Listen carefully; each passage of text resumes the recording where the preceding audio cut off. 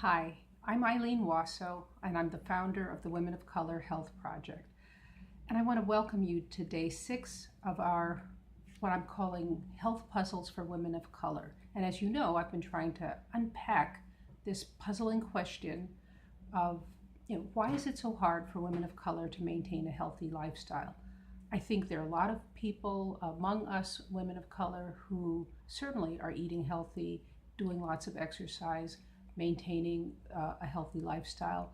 But there are a lot of us who struggle, and I count myself among those. And so while there may be lots of you listening to this saying, oh, I don't need this, I'm already really healthy, there are a lot of us who really struggle every day. And even if we go 2 weeks, 2 months, 3 months eating a healthy lifestyle, somehow we fall off the wagon. And that's part of the puzzle that I really want to look at in the next few weeks as I do these little short videos. And one of the biggest takeaways for me in preparing these videos is that I'm learning that healthy eating and being healthy is more than just healthy eating. There's so many components to it, and I'm really learning a lot about this impact of the brain and the role the brain has in undermining our best efforts to be healthy. This is really new for me, and so that's why I really wanted to share it. Over the last week, we've learned about willpower fatigue and how that undermines, when we're exhausted, it undermines our ability to make healthy choices.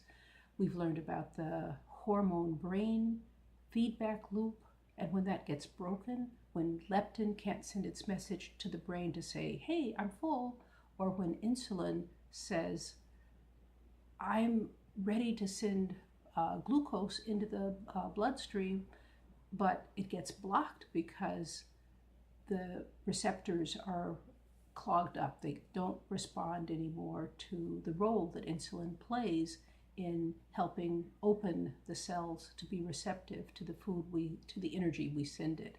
Well, those two, willpower fatigue and the broken hormone brain feedback loop, those two alone would be enough to undermine our best efforts to turn our health around.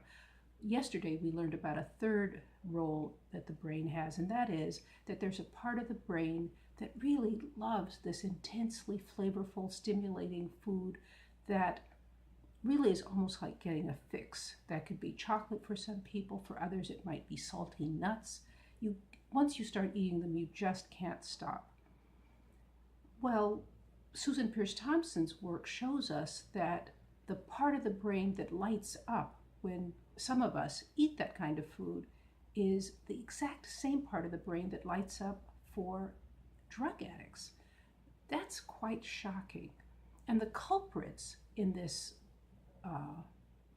way in which the brain lights up, the two culprits that she identifies in our everyday eating are sugar and flour. Now, I don't want you to go out and throw out all your sugar and flour, throw it into the garbage. No. What I'd like you to do is do a little experiment. Over the weekend, just count how many times flour or sugar turn up on your table or in your shopping. You may buy a healthy cereal for your children, or for yourself for that matter, but look and see what the carbohydrate grams and how much sugar there is in that product. When I think about my own family, when my kids were little, my favorite thing on Saturday morning was to make pancakes. Well, right there you have flour in the pancakes and sugar in the maple syrup. Saturday afternoon, I would make chocolate chip cookies for my family. Well, I mean, there's another example of flour and sugar combining to make for a very intense, rich flavor. On Sunday I would make fried chicken. You can picture me mixing the mixing the eggs and the spices and the flour mixture, dipping the chicken into the flour, putting it into the big cast iron pot that I inherited from my grandmother. Well, again, another example of intensely flavorful food mixed with flour. Well, take the weekend, do some counting. If you feel like it, put a number in the comments section below, and let's keep this work going Share if you can with friends who you think might benefit from these little videos. And I love your comments. Thank you so much for writing me. And see you on Monday when we can do day 7. Thanks so much.